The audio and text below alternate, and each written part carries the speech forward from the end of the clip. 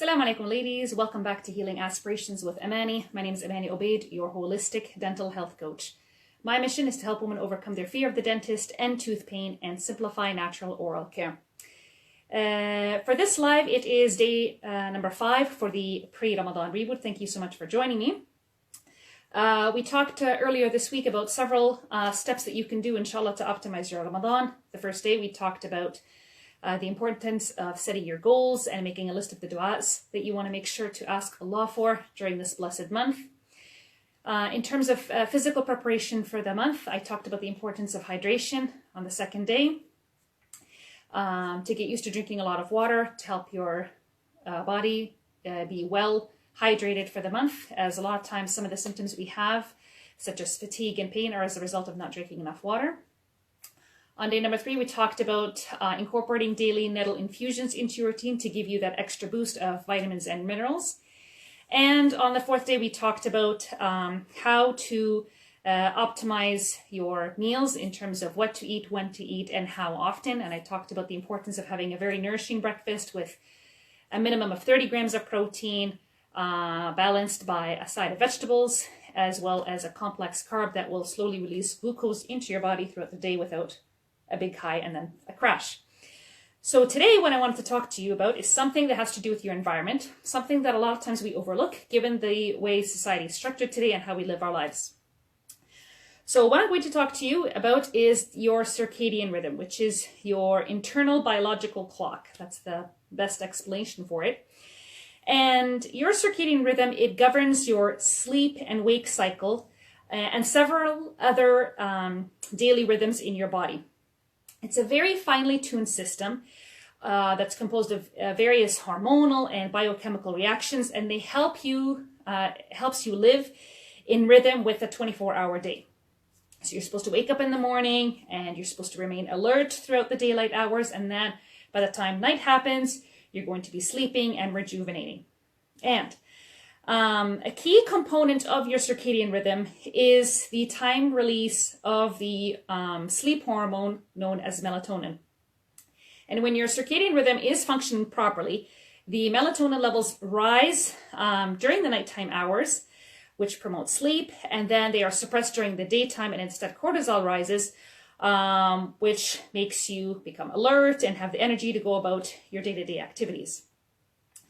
And your body's biological clock, your circadian rhythm, this one, and the rise and fall of melatonin, the rise and fall of cortisol at the appropriate times, they're driven by exposure to light. And your eyes play a very critical role in capturing that light and transmitting this information to the part of your brain that governs your circadian rhythm. Now, our body is constantly receiving signals from our environment, right?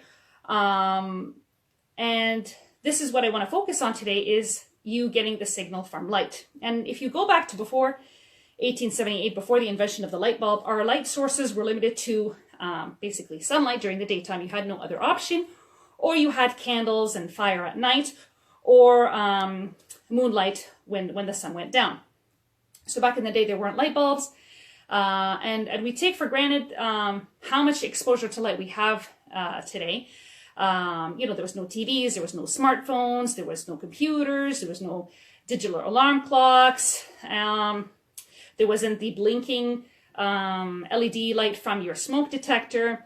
So in general, a long time ago, your body's exposure to light was very, very low. And I'm going to focus on these examples that I talked about tomorrow in the next live, inshallah. But if you think about the hundreds and thousands of years of us living and the adaptation to our environment, for the last, let's say, 150 years or so, that's actually nothing compared to the grand scheme of things of how long we've been around for. And so we've always lived in light and dark cycles. So when it was dark, we were restricted to low light activities. So we would, reading, for example, the Quran, prayer, writing and talking, spending time with family, and mainly sleeping, obviously. And then when the sun was up, we fished and we hunted and we made shelter and we played and we worked. And when I first began learning about how our modern world is so different than the olden days, I always think back to the Quran and what God has already told us, subhanAllah. So what I wanted to do right now is share with you several verses that already talk about this and how important this is and how we overlook it. So the first one, and I want to make sure I pronounce it properly, is in chapter 17, verse 12. And I'll say it in Arabic and then I'll give you the translation of the meaning, the interpretation of the meaning. So وَجَعَلْنَا اللَّيْلَ وَالنَّهَارَ آيَتَيْنِ فَمَحَوْنَا آيَةَ اللَّيْلِ وَجَعَلْنَا آيَةَ النَّهَارِ مُبْصِرَةً لِتَبْتَغُوا فَضْلًا مِنْ رَبِّكُمْ وَلِتَعْلَمُوا عَدَدَ السِّنِينَ وَالْحِسَابَ وَكُلَّ شَيْءٍ فَصَّلْنَاهُ تَفْصِيلًا. So God states, and we have made the night and day two signs, and we erased the sign of the night and made the sign of the day visible, that you may seek bounty from your Lord and may know the number of years and the account of time, and everything we have set out in detail. Another one, in chapter 78, verse 10, وَجَعَلْنَا اللَّيْلَ لِبَاسًا, and continue on the next verse, وَجَعَلْنَا النَّهَارَ مَعَاشًا, and we made the night as clothing and made the day for livelihood. Another verse, chapter 3, verse 190, God states, إِنَّ فِي خَلْقِ السَّمَاوَاتِ وَالْأَرْضِ وَاخْتِلَافِ اللَّيْلِ وَالنَّهَارِ لَآيَاتٍ لِأُولِي الْأَلْبَابِ. Indeed, in the creation of the heavens and the earth and the alternation of the night and the day are signs for those of understanding. And one last one, although there are many more. So, in chapter 10, verse 67, هو الذي جعل لكم الليل لتسكنوا فيها والنهار مبصرا إن في ذلك لآيات لقوم يسمعون. It is he who made for you the night to rest therein and the day, giving you sight. Indeed, in that are signs for a people who listen. So, I just want to give you the example that we have really merged the two together. You know, you can be awake at night and you can sleep during the day, and everything goes when technically, like I said, we were supposed to be doing our daily activities during the day and sleeping and rejuvenating at night. And let's say you're a person, and the reason why I wanted to talk about this in the live is, let's say you're a person who is really struggling with fatigue during the day. A lot of times it might be the fact that your circadian rhythm is off. So morning sun exposure is extremely vital to optimize your circadian rhythm and how it functions. So if you're working indoors, and a lot of people, this is the way their lifestyle is, you need to aim to go outside for brief spells during the day. Actually, as an example, it's been shown that morning exposure to light, bright sunlight, helps reset your circadian rhythm, especially if your sleep has been disrupted. So let's say you're a person, like I said, is like a night owl, but then by the time the morning comes, you just can't think of anything except sleeping. This is a really good way for you to reset that rhythm, inshallah. And just to show you how important light is in your environment compared to something that you ingest, because a lot of times we think about, I'll just take a pill or something.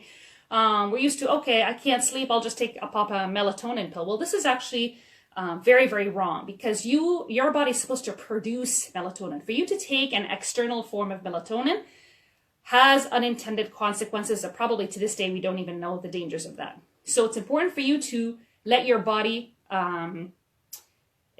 boost its own melatonin production by resetting your circadian rhythm. So just to give you an example, researchers have found that if you have 200 milligrams of caffeine, so that would be the equivalent of a double espresso, 3 hours before bedtime, 3 hours before you sleep, it will create a 40-minute delay in your biological clock, your circadian rhythm.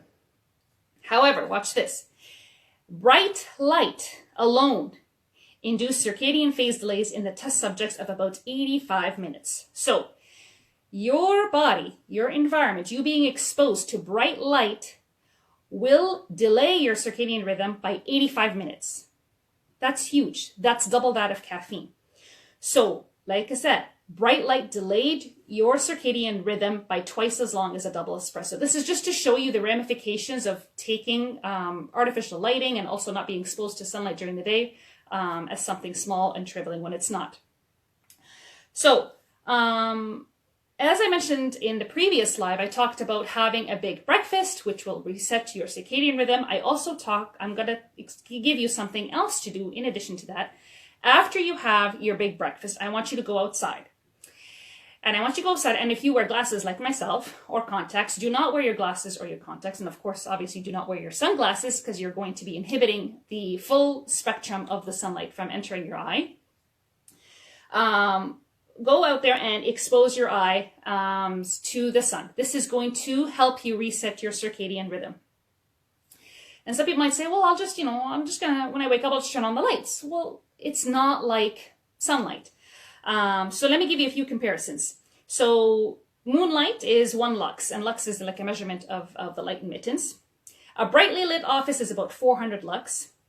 An overcast day is about 2,000 lux. A spring day is between 40,000 to 60,000 lux, and a bright summer sunlight day gives you 120,000 lux. So you can see you relying on artificial lighting indoors during the day, even though it's daytime, is still not sufficient. So it's important for you to go outside and let your eyes see the sun, inshallah. So do that right after breakfast. And then if you work indoors, take a break every few hours, ideally every hour if you can. If not, it's okay. Try your best to go out every now and then outside and expose your eyes again to the light. This will help your body reset its rhythm, inshallah. Another really good thing is during your lunchtime, when the sun is at its brightest, go outside during lunchtime as well. This will also give you a big boost, inshallah. So that's it for today. I just wanted to really drive home the importance of your environment playing a key in your health.